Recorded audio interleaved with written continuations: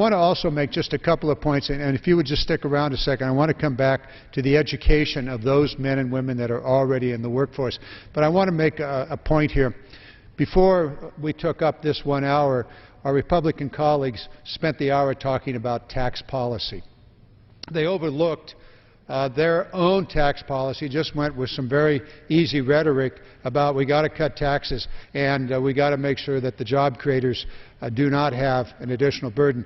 It was and it is a fact that it is the Democrats in this House that actually put forward a very significant stimulus for business on tax policy.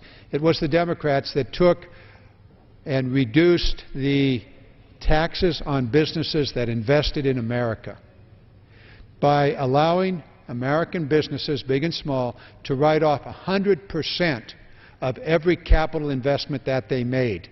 That lasted for a year until our Republican colleagues took power here, when they reduced that write-off to 50%. Still good. Still good, better than the normal depreciation schedule. But that has stimulated enormous investment by businesses in improving their capital so they could be more productive and increase their output. We also took very specific steps among the Democrats to reduce the burden on both businesses and on employees when we reduced the payroll taxes. We were unable to continue the business side of that when the Republicans took power here, but we were able to continue the reduction in the payroll tax for employees. Very important stimulus for the economy, allowing men and women that are working to have more that they could then spend and make the ends meet. Those are all things that we did. And we ended one other very onerous tax break. This was done by the Democrats in this House in 2010 session. And that what we did was to eliminate a tax break that American corporations had for offshoring jobs. And that brings me back to the Make It in America model here.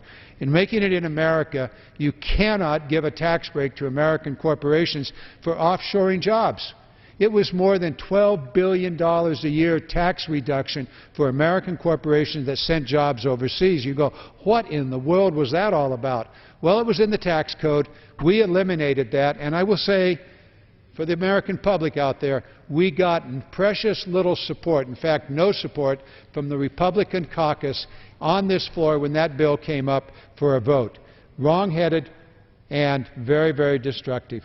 These are the policies that create a strong economy. Education. A well-educated workforce is the most important element in any economic strategy. It was the American strategy in the 50s, 60s, 70s, and 80s. It is fallen off.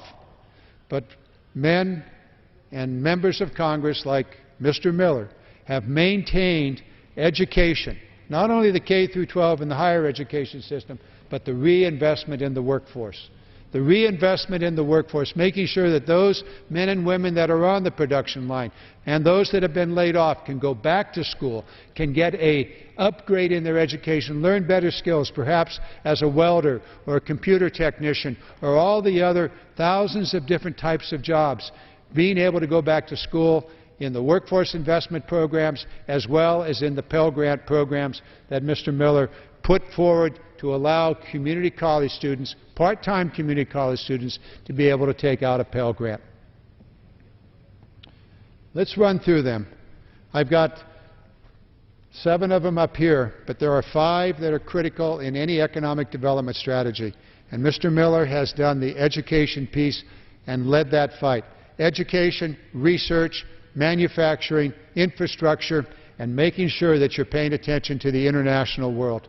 So those are the 5 that are there. Mr. Miller, why don't you help me wrap up here, and then we'll be on our way, and thank the American public for listening to this discourse on how education policy fits in to growing the American economy and building up the American middle class and reigniting that dream.